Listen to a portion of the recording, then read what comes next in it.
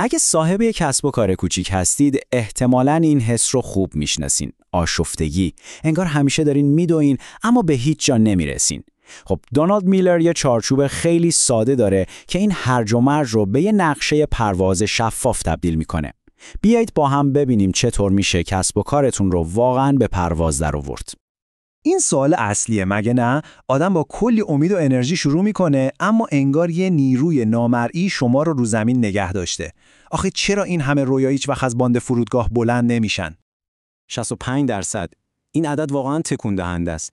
بیشتر از نصف کسب و کارها تو 10 سال اول سقوط میکنن. اما نکته کلیدی اینجاست. مشکل کمکاری یا نداشتن یه ایده خوب نیست. مشکل واقعی نداشتن یه نقشه است. شما سخت کار میکنید اما بدون ساختار این تلاش فقط انرژی شما را هدر میده. و دقیقاً همینجاست که بازی عوض میشه. شما نیازی به کار کردن بیشتر ندارید. نیاز به یه چارچوب ساده و قابل فهم دارید. دانالد میلر میگه راه نجات از این آشفتگی اینه که به کسب و کارتون از یه زاویه کاملاً جدید نگاه کنید. این استعاره به نظرم فوق‌العاده است. کسب و کار شما یه هواپیماست. این تصویر ذهنی تمام اون پیچیدگی‌ها رو از بین میبره. یهو میفهمید که هر بخش باید دقیقاً چه کاری انجام بده تا کل سیستم بتونه اوج بگیره و به مقصد برسه. خب این 6 تا بخش تمام اون چیزیه که باید روش تمرکز کنید. از رهبری گرفته تا جریان نقدینگی.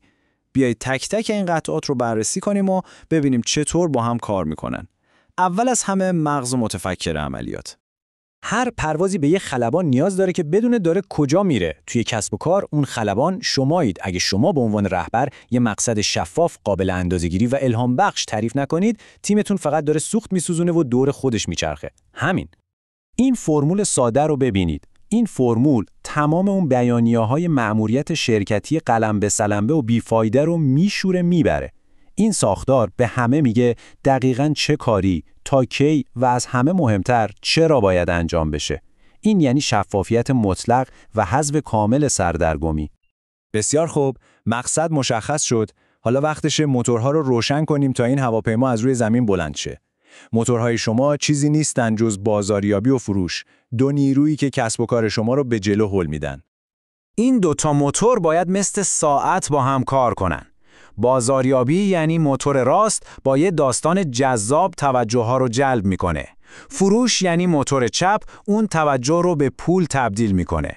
اگه یکی از اینا لنگ بزنه یا با اون یکی هماهنگ نباشه، هواپیمای شما در بهترین حالت فقط دور خودش میچرخه. و اینجا میرسیم به بزرگترین راز بازاریابی مؤثر. دست از صحبت کردن درباره خودتون بردارید. این خیلی مهمه. مشتری قهرمان داستان نه شما. شما اون راهنمای خردمندی هستید که ابزار لازم برای موفقیت رو بهش میدید. پیام شما باید درباره مشکل اونها و راه حل شما باشه. همین و بس. خب موتورا دارن با قدرت کار میکنن، عالیه. اما قدرت بدون ساختار هیچ فایده‌ای نداره. حالا باید مطمئن بشیم که بدنه هواپیما برای پرواز ساخته شده. محصولات شما بالهای هواپیما هستند و وظیفه بالها چیه؟ ایجاد نیروی بالا برنده که تو دنیای کسب و کار اسمش هست سود. اگه محصولاتی میفروشید که سودآور نیستن، انگار بالهایی دارید که هواپیما را به سمت زمین میکشن، نه آسمون. پس باید بیرحمانه اولویت بندی کنید. باید دقیقاً بدونید کدوم محصولات واقعاً به پرواز شما کمک میکنن و کدومها فقط وزن اضافه هستند. تمام منابع و انرژیتون رو روی سودآورترین محصولات متمرکز کنید. یعنی اونهایی که بیشترین نیروی بالا برنده رو تولید میکنن. بدنه هواپیما یعنی تمام فرایندها، جلسات و هزینه‌های سربار شما باید آیرودینامیک و سبک باشه. هر فرایند ناکارآمد و هر هزینه غیر ضروری مثل مقاومت هوا عمل میکنه و سرعت شما رو میگیره. شما نمیتونید با یه بدنه سنگین و دست و پاگیر سریع پرواز کنید. منطقیه نه؟ این سیستم 5 جلسه‌ای یه راه حل عالی برای اون بیماری معروف مرگ با جلسه است. این ساختار به جای اتلاف وقت ارتباطات رو بهینه میکنه و تضمین میکنه که همه روی مسائل درست تمرکز کردن و بدنه رو سبک و چابک نگه میدارن. و حالا میرسیم به مهمترین بخش. واقعاً مهمترین بخش. شما میتونید بهترین خلبان، قوی‌ترین موتورها و آیرودینامیک‌ترین بدنه رو داشته باشید. اما اگه سوختتون تموم بشه سقوط میکنید. تمام. توی کسب و کار سوخت شما چیه؟ جریان نقدینگی. این سیستم به ظاهر ساده، فوق‌العاده قدرتمنده و به شما آرامش خیال میده. با تخصیص هر ریال درآمد به این 5 حساب، شما مطمئن میشید که همیشه برای پرداختها، مالیات و مهمتر از همه برای سود خودتون پول دارید. این کار اضطراب مالی رو از بین میبره و کنترل رو به شما برمیگردونه. خب، حالا تصور کنید که تمام این 6 تا بخش در هماهنگی کامل با هم کار کنن. چه اتفاقی میفته؟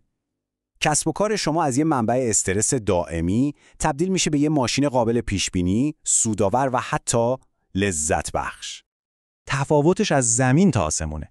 واقعاً شما از حالتی که کسب و کارتون کاملاً به حضور فیزیکی و تلاش شبانه روزی شما وابسته است، به یه سیستمی میرسید که حتی وقتی شما نیستید هم میتونه به پروازش ادامه بده و رشد کنه. این یعنی آزادی واقعی. و جوهری تمام این بحث همینه: سادگی و تمرکز. با بهینه‌سازی این 6 بخش شما دیگه مسافر یه پرواز پرآشوب نیستید. شما خلبانی هستید که با اطمینان کامل هواپیمای خودش رو به سمت مقصد هدایت میکنه. و حالا نوبت شماست که چکلیست قبل از پروازتون رو انجام بدید. نقطه ضعف هواپیمای شما کجاست؟ توی کابین خلبانه، موتورها لنگ میزنن یا شاید مخازن سوخت دارن خالی میشن. پیدا کردن و رفع کردن اون ضعف تنها راه برای یک پرواز موفق و رسیدن به ارتفاعات جدیده.